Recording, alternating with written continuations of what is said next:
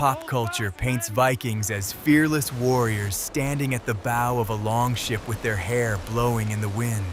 They gaze into the distance, ready to conquer new lands, while the salty wind blows romantically in their faces. But for some reason, directors of historical films always forget to show one small but incredibly important detail. No one tells us what happened when these rugged conquerors suddenly needed to use the restroom. After all, a journey across the icy ocean could take weeks, during which several dozen men were confined to a tiny wooden vessel. And this is the harsh reality that turned every voyage into a true test of endurance.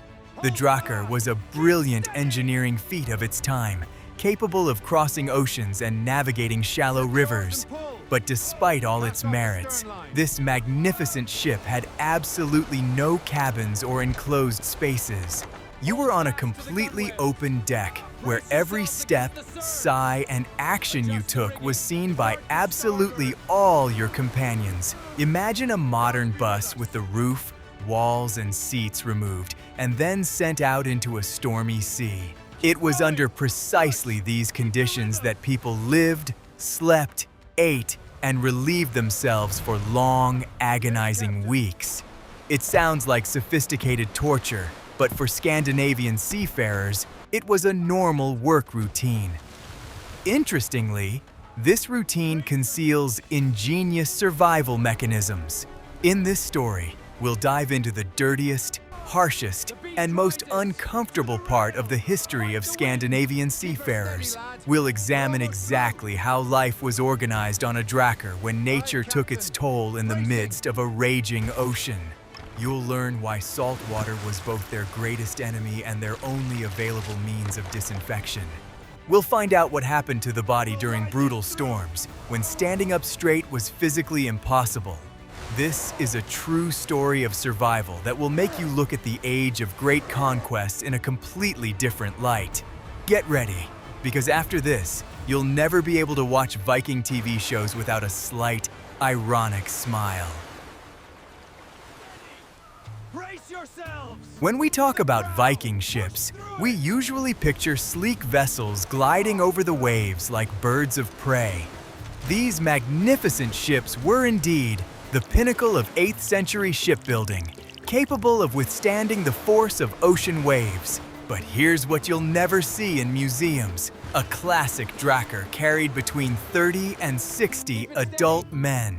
With the ship measuring about 20 meters in length, each person had less than 1 square meter of personal space.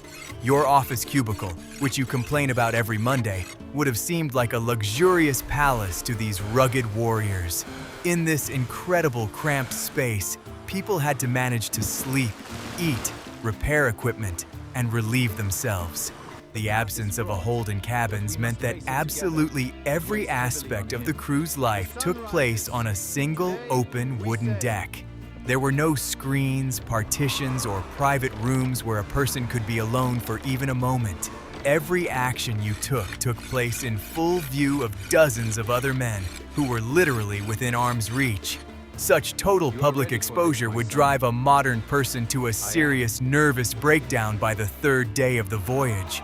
But for the Scandinavians of the Viking Age, the concept of personal space did not exist at all in the form we know it. They perceived the ship as a single living organism where each crew member was simply one of its necessary cogs. The most paradoxical thing was that this cramped conditions were not an engineering mistake, but a brilliant design choice. The closer people sat together on deck, the lower the ship's center of gravity, making it incredibly stable. Moreover, human bodies pressed against one another served as an excellent source of heat during the cold northern nights. But this thermal and structural efficiency came at an incredibly high price: a complete lack of sanitation. When 50 unwashed men are constantly crammed into a tiny space, the odors begin to take on the density of a physical object. Modern scientists believe that the stench on a Drakkar was so strong that it could be smelled from a mile away. To bring some order to this chaos, the ship had a strict system of spatial zoning. Each crew member had a strictly assigned spot at a specific oar, which served as both a chair and a bed. The area where fresh water and food supplies were stored was considered sacred, and littering or relieving oneself there was strictly forbidden. All the dirty work, and consequently, all sanitary procedures, were relegated to the ship's edges, closer to the life-saving seawater. This seems like a logical solution, but performing the simplest physiological tasks at the edge of a moving vessel required acrobatic skill. One awkward move on a plank slippery with salt spray, and your voyage would end at the bottom of the North Sea. Imagine the situation: the dead of night, the temperature just above freezing, the ship rocking on the waves, and you urgently need to use the restroom. You can't just turn on the light and walk down the corridor to a warm room with a white porcelain toilet. You have to step over dozens of sleeping comrades in complete darkness, trying not to step on anyone's head or arms. Then, you have to make your way to the ship's side, keep your balance on the rocking deck, and do your business in the icy wind. It sounds like the plot of an extreme survival show, but for the Vikings, it was a daily, unavoidable routine. That is precisely why they tried to time most of their trips to the toilet for daytime and calm weather. Interestingly, these mundane, dirty aspects of sea voyages are almost never mentioned in the Scandinavian sagas. Chroniclers preferred to extol the gleam of swords, the clang of shields, and glorious victories over terrified enemies. But archaeological excavations of Viking encampments and analysis of their ships tell us a completely different, far more prosaic story. The wood of old drakers raised from the bottom of fjords is often saturated not only with resin, but also with specific organic residues. These residues prove that the deck was regularly exposed to human waste, which seeped into the wood over the years. And this forces us to look at these rugged men in a completely different light. Men who literally lived on a garbage dump for weeks on end. But this raises a logical question. Why couldn't they have devised some kind of enclosed cabin at the stern of the ship? The Romans, for example, built something resembling toilets on their large merchant ships, hanging over the water overboard. The answer lies in the very essence of Scandinavian military tactics and the design of their stunning yet minimalist ships. The Drakkar had to remain as light and maneuverable as possible, with no unnecessary superstructures catching the wind.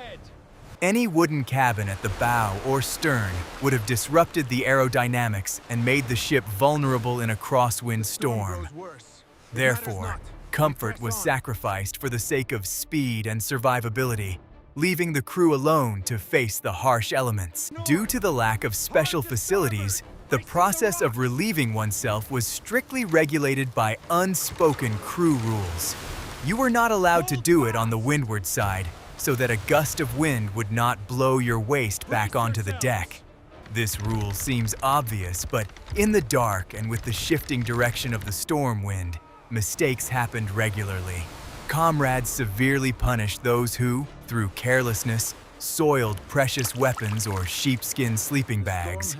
In essence, Viking toilet etiquette boiled down to one main rule. Do what you want, but don't soil your neighbor. Violating this unspoken law could result in a blow with an oar to the back, which quickly brought one to their senses. And here's what's truly surprising about this whole historical picture of total unsanitary conditions and harsh living standards. Despite living in cramped and filthy conditions, the Vikings were considered among the most clean-living people in early medieval Europe. Anglo-Saxon chronicles are full of indignation that these northern barbarians bathed every Saturday and constantly combed their hair. British monks complained that because of this suspicious cleanliness, the Vikings were stealing the hearts of pious English women. This paradox boggles the imagination. People who relieved themselves over the side of an open boat took better care of themselves than the British elite. It's just that their hygiene standards operated by different rules, where clean clothes were valued more highly than a comfortable toilet. Thus, the first step in grasping the reality of the Drakkar lies in understanding its brutal, uncompromising, cramped conditions. This was no romantic yacht cruise, but a harsh test of the ability to exist in absolute collective unity. Personal ego dissolved completely here, giving way to the pragmatic rules of group survival in an extreme environment. When you sleep in a huddle with 30 sweaty lumberjacks, any embarrassment about natural bodily functions disappears very quickly. The body adapts to the lack of comfort, and the brain stops paying attention to things that would horrify us. But that was only the basic part of the problem, because the very process of going to the bathroom concealed a host of engineering tricks. Another date. So, you're in the middle of the ocean, no land in sight for a week, and you have a physiological need to use the restroom. The most obvious and popular method used by Scandinavian sailors was simply to lean over the side. The Vikings chose the leeward side of the ship so that the wind would blow at their backs and carry everything away from the wooden hull. With one hand, they clung tightly to the rigging or wooden shields fastened along the side to keep their balance. With the other hand, they tried to untie the complex knots on their woolen trousers while the ship rocked on 2-meter waves. It sounds like a circus stunt, and frankly speaking, that's exactly what it was in rough seas. But there is one serious technical problem here that modern people usually don't even think about. Viking clothing was incredibly warm, multi-layered, and complex, especially during the winter months or on expeditions to northern latitudes. They didn't have convenient zippers, elastic bands, or Velcro that could be unfastened in a second. Their pants were fastened with leather belts and laces, which often froze solid from the seawater and cold, turning to stone. Try untying a frozen leather knot with fingers numb from the cold when you have just a couple of minutes before disaster strikes. My fingers start to ache just thinking about this grueling test of fine motor skills. If the sea was relatively calm, this acrobatic process overboard went off without a hitch for the crew. However, the North Atlantic is notorious for its treacherous nature, and calm seas here are as rare as warm days. In heavy swells, leaning over the ship's rail with your pants down was tantamount to attempting suicide. A single sudden wave could easily sweep a person into the icy water, whose temperature rarely exceeded 5 degrees Celsius. In such water, hypothermia kills a person in 10 minutes, and it was impossible to turn the Drakkar under sail for the sake of a single fallen man. Therefore, for bad weather, northern seafarers had a Plan B in place, one that was far from elegant. This Plan B was a simple wooden bucket which stood in a designated spot at the stern of the ship. During a storm or heavy pitching, the Vikings would simply grab this bucket, relieve themselves into it, and pour the contents overboard. It seems like a simple solution, but flinging liquid against a hurricane-force wind is a task requiring knowledge of physics and a bit of luck. If you misjudge the direction of the gust, the entire contents of the bucket would fly straight into the faces of your crewmates. Historical chronicles are silent on how many fights were provoked by such unsuccessful throws against the wind, but it's safe to say that the culprit of the incident was assigned the dirtiest work on the ship for the rest of the voyage. Interestingly, the bucket itself was made of sturdy oak and reinforced with iron hoops. The cooper who crafted these buckets was, in effect, a medieval engineer who understood the importance of airtightness. The bucket had to be completely leak-proof. Otherwise, the corrosive contents inside would quickly eat away at the wooden deck of the Drakkar. In addition, a long rope was always tied to the bucket's handle to prevent this valuable item from accidentally falling overboard. Losing a chamber pot in the middle of a voyage lasting several weeks was considered a true logistical disaster for the entire crew. Without it, people would have had to risk their lives on board during every storm, which would inevitably lead to casualties among the crew. But what about hygiene after the act itself, since toilet paper simply didn't exist in those harsh times? The Romans used the famous sponge on a stick soaked in vinegar, but the Vikings were deprived of this Mediterranean luxury. The main tool for maritime hygiene for the Scandinavians was a piece of old, frayed hemp rope hanging over the side of the ship. One end of this rope was tied securely to the side of the drakkar, while the other dangled in the seawater, naturally rinsing itself. After finishing his business, the Viking would pull this wet, salty rope out of the water and use it for its intended purpose. It sounds like a torture device from a horror movie, but in reality, it was a rather effective antibacterial solution. Seawater contains a huge amount of salt, which acts as a natural, albeit very aggressive antiseptic. By wiping themselves with a salty rope, people not only mechanically cleaned their skin, but also performed a thorough disinfection. Of course, if there were micro cracks or scratches on the skin, the sensation of contact with the salt was truly unforgettable. But this painful method was guaranteed to prevent the development of serious infections that could lead to gangrene. Modern doctors are still amazed at how intuitively correctly Northerners used natural resources to protect their health.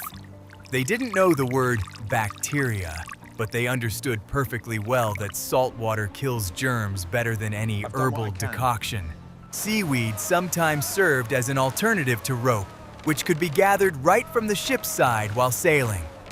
Some types of brown seaweed have a soft texture and contain natural iodine, which is excellent for disinfection. Imagine this. You fish a bunch of wet seaweed out of the icy ocean and use it instead of toilet paper. In the modern world, people pay a fortune for such organic and eco-friendly spa treatments at expensive salons. But for the Vikings, this was the only affordable way to maintain even a minimal level of personal hygiene. The irony is that their primitive methods turned out to be much safer than the hygiene practices of European city dwellers at the time. Now let's take a moment to compare these Spartan conditions with how things were in inland European cities. In Paris or London at that time, people often simply flushed the contents of their chamber pots out the windows directly onto the streets. Cities were drowning in a foul-smelling sludge that became the perfect breeding ground for rats, fleas, and deadly epidemics. Against the backdrop of this urban catastrophe, the ocean was effectively a gigantic self-cleaning sewage system without boundaries. Seawater instantly dissolved and carried away all waste, leaving no chance for infectious outbreaks to develop on board. Therefore, paradoxical as it may seem, life on a drakkar was cleaner in terms of sanitation than on the streets of medieval Paris. The anatomy of the Viking ship's toilet is a story not of comfort, but of ingenious minimalism and adaptation to the environment. They had no complex pipes, valves, or flushing mechanisms that could break at the most inopportune moment. Their sewage system was the world ocean itself, and their flushing system was the relentless northern winds and ocean currents. They used gravity, salt, and wind with the same efficiency that modern engineers use pumps. And while their methods may seem shockingly crude to us today, it was precisely these that allowed them to colonize half the known world. It was not the army with the best toilets that won, but the one that learned not to die from its own waste.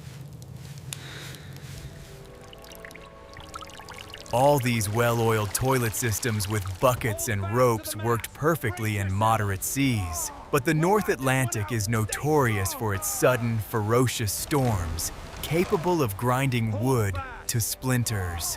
When a drakkar was caught in a real storm, waves could reach the height of a 5-story building, crashing down on the open deck. In such conditions, the ship was tossed from side to side with such force that it was absolutely impossible to stay on one's feet. The crew would lie flat on the ship's deck, clinging with a death grip to the benches and the mast so as not to be washed overboard. And it was precisely at this dramatic moment that basic human physiology became a real matter of survival.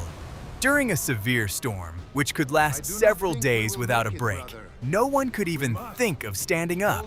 Attempting to crawl to the rail or find a chamber pot in the darkness and chaos would have been an act of pure suicide. Moreover, the severe pitching of the ship caused many experienced sailors to suffer from the most severe seasickness, accompanied by vomiting. In such a critical situation, hygiene rules and social etiquette instantly took a back seat. People had to relieve themselves right where they lay, because any movement meant certain death from the waves. It sounds disgusting, but when the choice is between soiled pants and perishing in the icy abyss, pride vanishes instantly. To at least somewhat mitigate the consequences of such extreme situations, the Vikings used a clever trick in their clothing. Their woolen pants were cut very loosely and often did not fit tightly around the hips and groin. In addition, the sheep's wool from which they made their clothing contains lanolin, a natural wax that repels water and dirt. Thanks to this natural material, liquid waste would partially roll off the fabric rather than being absorbed immediately. Of course, this didn't save them from the smell and discomfort, but the wool retained heat even when completely soaked. While cotton clothing would have killed them from hypothermia, sheep's wool literally saved their lives in the puddles on the deck. When the storm finally subsided, the ship began the most massive and unpleasant cleanup imaginable. The Drakkar's deck, flooded with seawater, vomit, and excrement, was a biohazard zone. The crew immediately grabbed buckets and began pouring tons of fresh ocean water over the ship to wash away all the filth. They scrubbed the wooden planks with stiff twig brushes, rubbing their hands raw until the wood was clean again. Discipline in this matter was ironclad because dirt left in the cracks would inevitably lead to the wood rotting. And a rotting ship in the middle of the ocean is a death sentence for all 50 people on board. The most difficult part of the post-storm routine was washing the wet and soiled woolen clothing. The Vikings tied their dirty clothes to sturdy ropes and threw them overboard for several hours. The moving ship dragged the clothes through the water, creating the effect of a giant, powerful washing machine. The salt water and the intense friction against the waves did an excellent job of beating out all the dirt and eliminating unpleasant organic odors. After such a harsh wash, the clothes were hung on the rigging, where the icy wind dried them until they were as stiff as cardboard. Putting these stiff as a stick pants on a bare body was a dubious pleasure, but it restored people's human appearance. Storms revealed yet another striking feature of Scandinavian shipbuilding, directly related to hygiene. Drakkars were built using clinker construction, where the planking boards were laid, overlapping one another. These planks were not nailed down tightly. They were fastened with flexible rivets, allowing the ship to literally bend with the waves. Thanks to this flexibility, microscopic gaps remained between the planks, through which water seeped.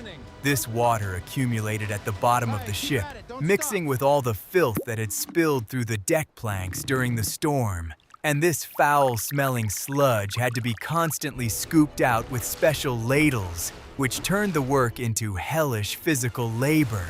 Bailing out the bilge water was a continuous process in which every single crew member, without exception, took turns. A man had to kneel at the very bottom of the ship, inhaling the concentrated aromas of rotting organic matter and sweat. He would wield a wooden scoop for hours, sending the dirty water overboard until his back began to cramp. Modern trainers call this high-intensity interval training, but the Vikings simply called it Tuesday.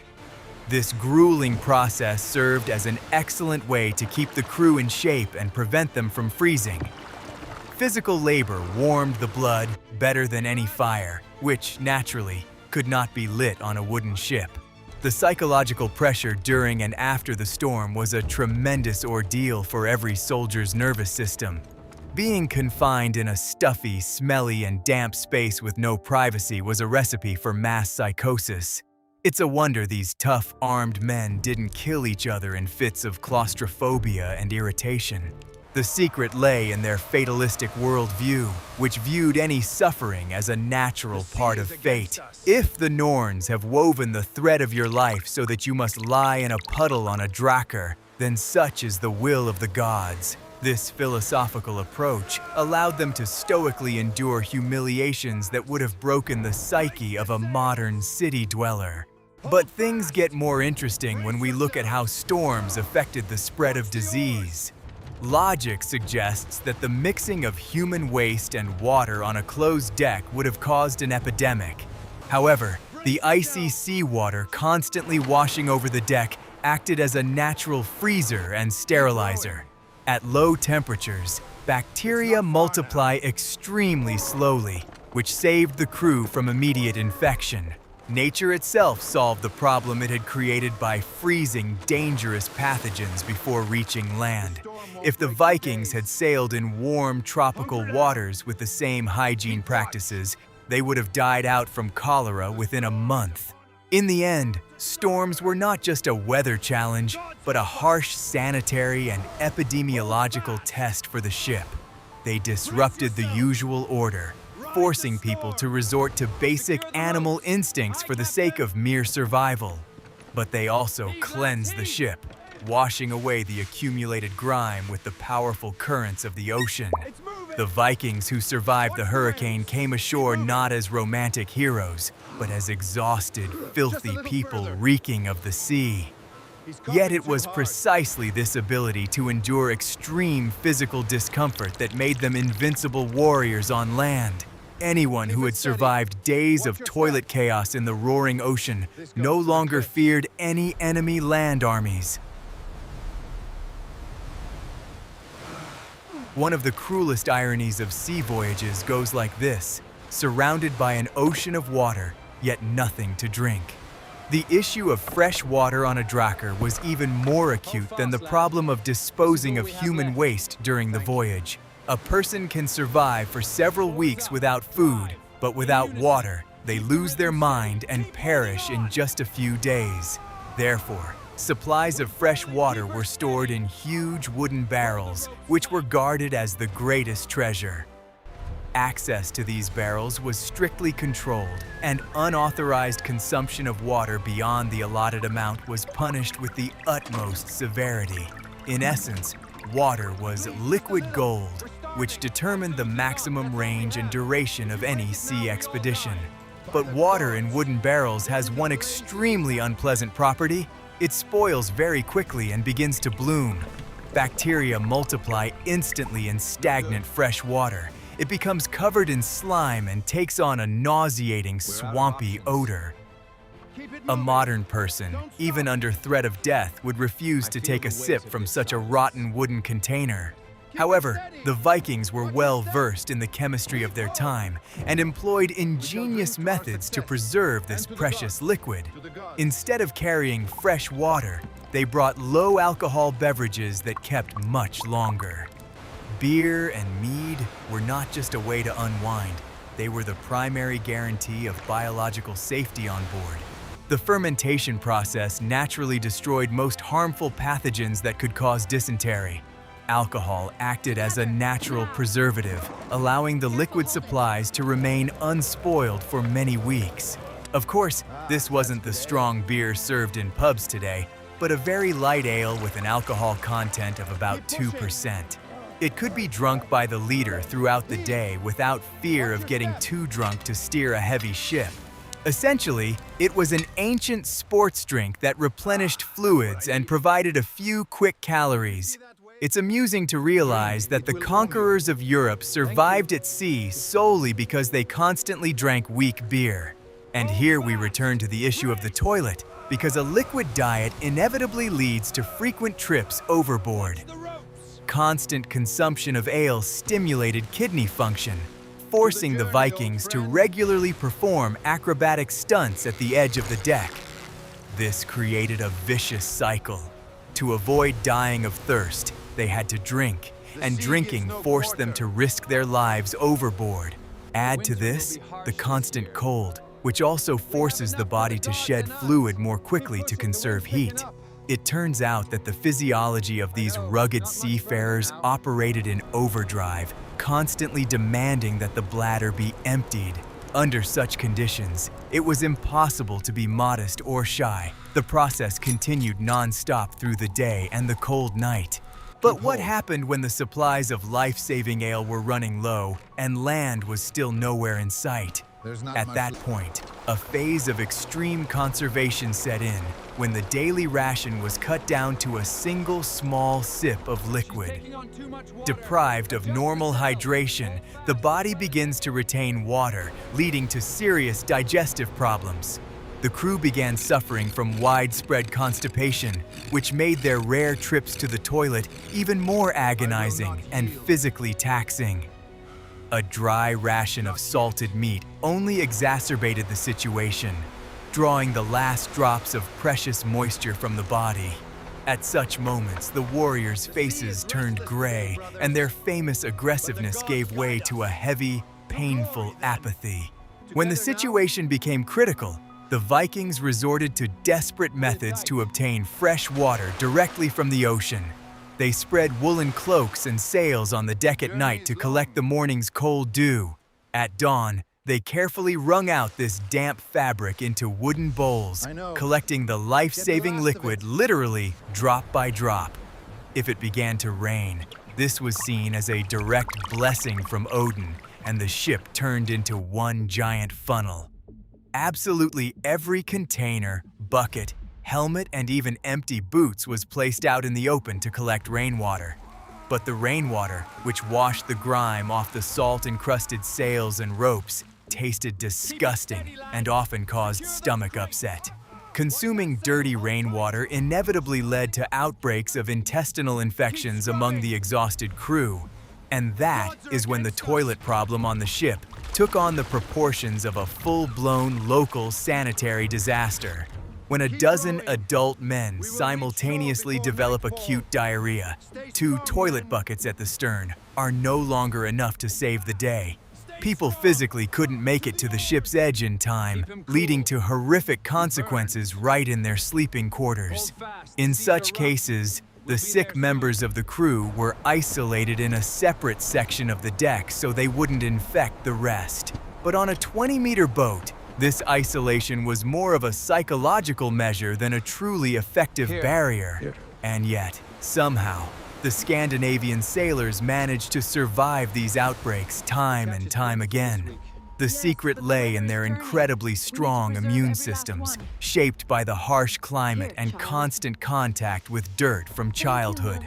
Their gut microbiome was so well trained that it could digest bacteria that would kill a modern person within a day. Today, we try to drink probiotics from pretty little jars to strengthen our sterile digestive systems just a little bit. But the Vikings got their probiotics from dirty water, unwashed hands, and tough meat, building an ironclad immune shield. They weren't superhumans by nature. They simply adapted to conditions where only the toughest survived. Fun fact: to reduce their thirst, Northerners often chewed on pieces of leather or wooden splinters. This mechanical process stimulated copious saliva production, which helped trick the brain, parched from salt, into thinking it was hydrated. It sounds like a desperate measure, but it actually worked, reducing panic among the crew during prolonged periods of calm. Moreover, they instinctively understood that drinking seawater was strictly forbidden, even if thirst was driving them mad. The salt in seawater forces the kidneys to work themselves to the bone, pumping more fluid out of the body than it takes in.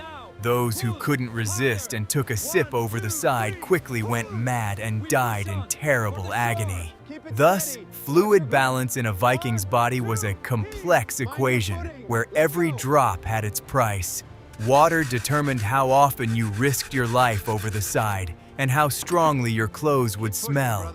It also decided whether you would reach the shores of Iceland alive or whether your comrades would throw your body to the fish.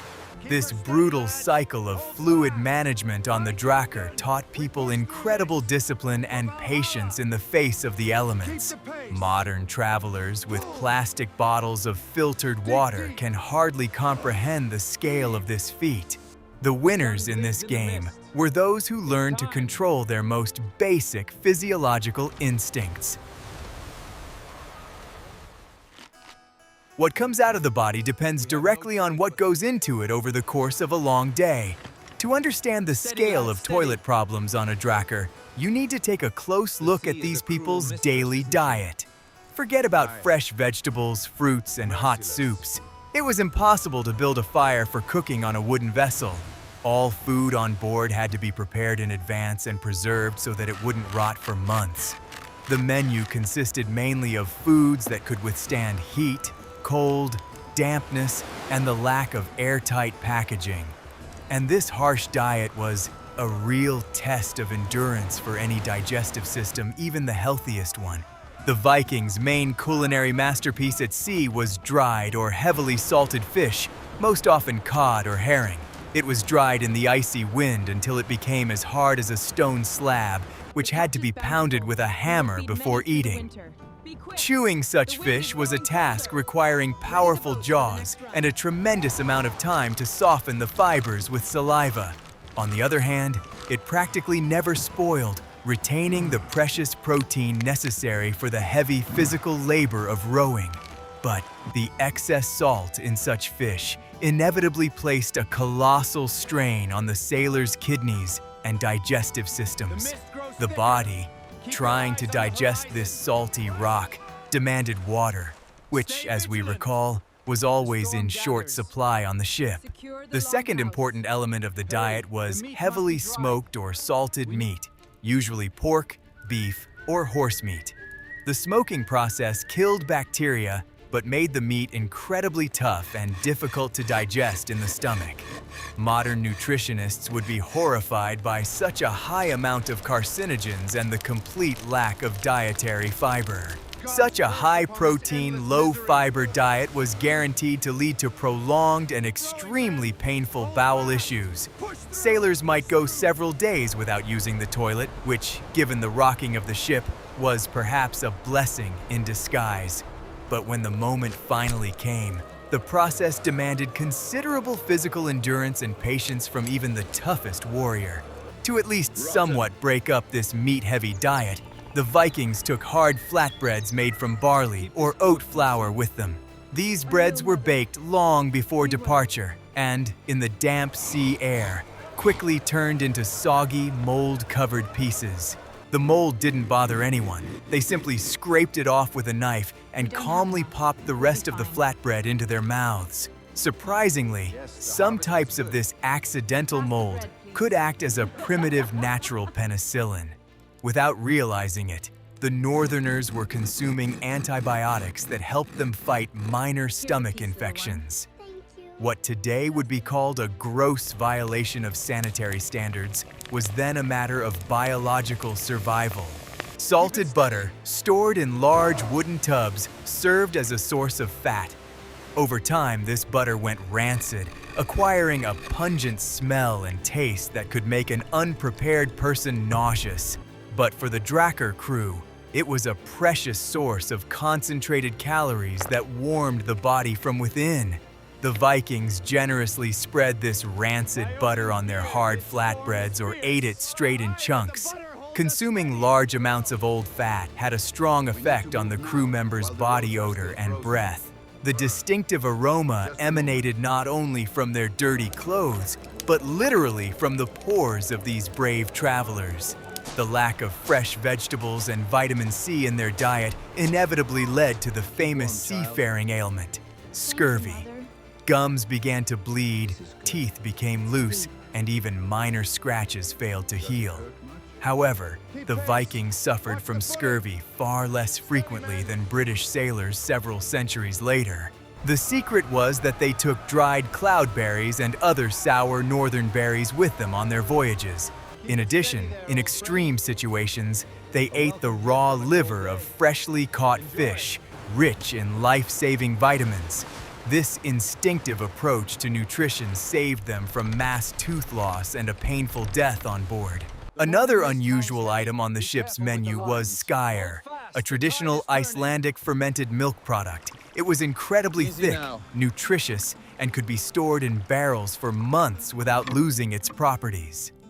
Skyr provided the sailors' stomachs with a huge dose of beneficial lactic acid bacteria that improved digestion. It was a kind of ancient yogurt that mitigated the effects of eating rotten meat and salted fish. It was thanks to skyr that the Vikings' gut flora could withstand the harshest gastronomic challenges.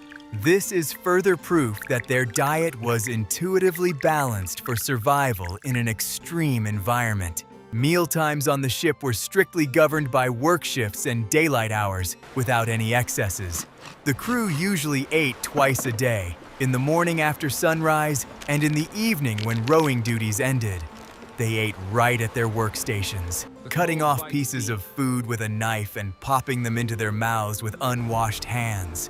Washing hands before eating, of course, was out of the question given the shortage of fresh water. Bacteria from the ropes, dirt from the deck, and sweat were carried straight into the food, strengthening their immune systems day in and day out. A modern health inspector would go mad just watching a typical breakfast on a drakkar.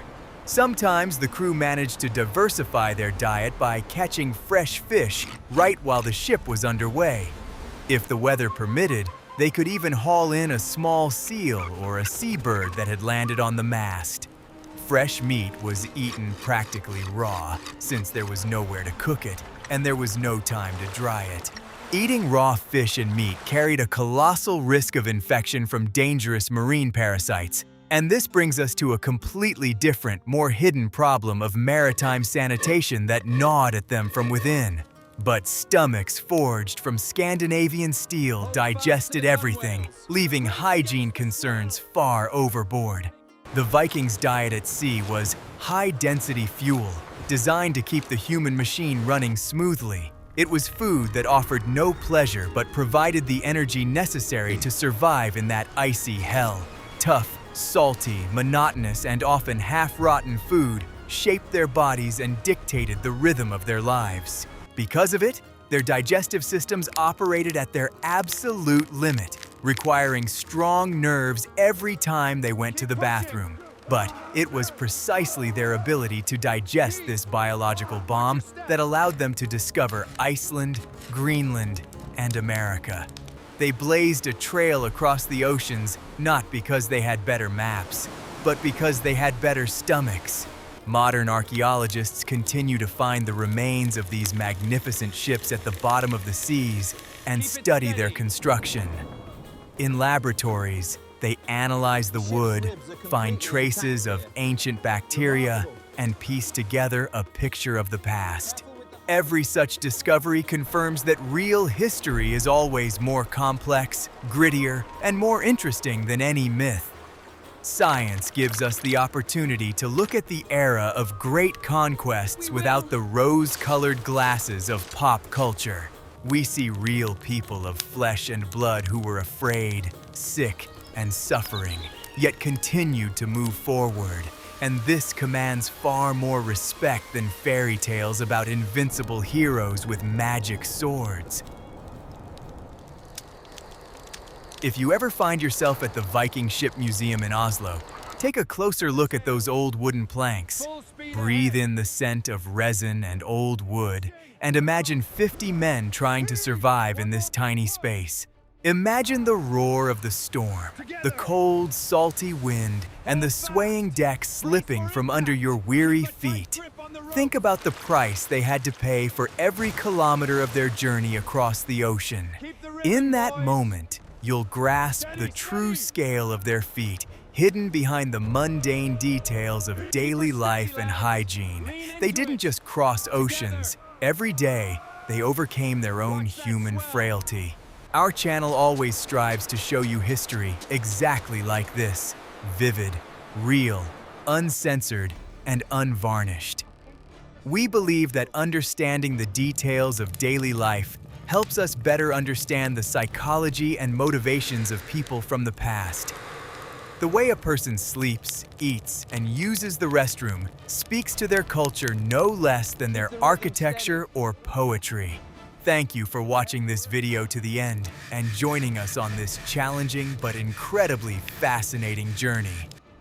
If you enjoy this kind of deep and unconventional approach to history, be sure to subscribe to the channel. Ahead of us lie many more mysteries of the past that you'll never hear about in school.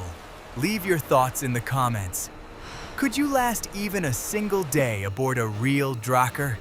We always enjoy reading your opinions and discussing them, because history is an ongoing dialogue. Until we meet again, take care of yourselves, and remember, comfort is wonderful, but true strength lies in the ability to do without it.